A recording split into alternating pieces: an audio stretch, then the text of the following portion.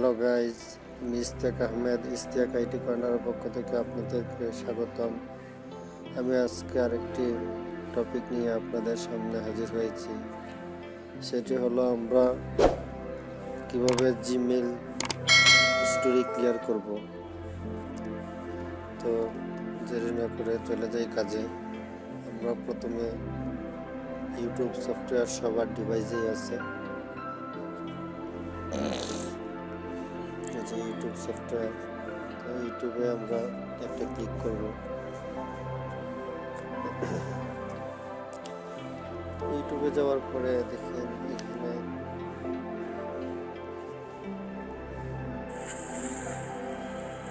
ইউটিউবে যাওয়ার পরে আমাদের উপরে একটা আইকন আছে, জিমেলের আইকন আছে। আমরা এই আইকনে একটা ক্লিক করব। এই আইকনে ক্লিক করার পরে দেখেন এখানে লেখা আছে, সরি এটা না, লেখা আছে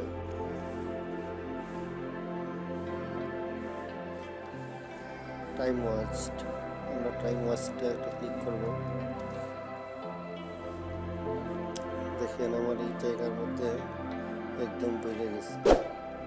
আমি এই হিস্টোরিটা কীভাবে ক্লিয়ার করবো, এটা হচ্ছে এখন আমি ক্লিক করব উপরে।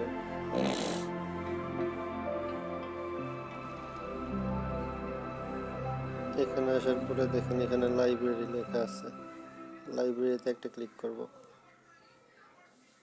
লাইব্রেরিতে ক্লিক করার পরে এখানে লেখা আছে হিস্টোরি। আমরা হিস্টোরিতে একটা ক্লিক করব। হিস্টোরিতে যাওয়ার পর দেখেন উপরে তিনটা ডট দেওয়া আছে। এই তিনটা ডটে ক্লিক করব। তিনটা ডটে ক্লিক করার পরে দেখেন এখানে একদম উপরে হিস্টোরি কন্ট্রোলস লেখা আছে। আমরা হিস্টোরি কন্ট্রোলসে যাব। এখন দেখেন এখানে দুইটা অপশন আছে, হচ্ছে ক্লিয়ার ওয়াচ হিস্টোরি, একটা হচ্ছে ক্লিয়ার সার্চ হিস্টোরি। এই দুইটা আমরা ক্লিয়ার করে নেব।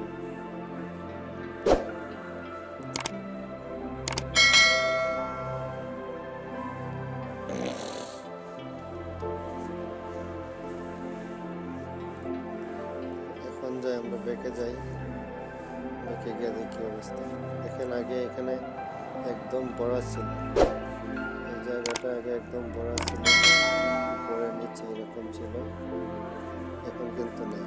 তার মানে আমাদের হিস্ট্রিটা ক্লিয়ার হয়ে গেছে। তারপরে এখানে এক দুইটা এরকম উপর থেকে নিচে টান দেব। তো এইভাবে জিমেল হিস্টোরি ক্লিয়ার করতে হয়। আজকের মতো এই পর্যন্তই ছিল।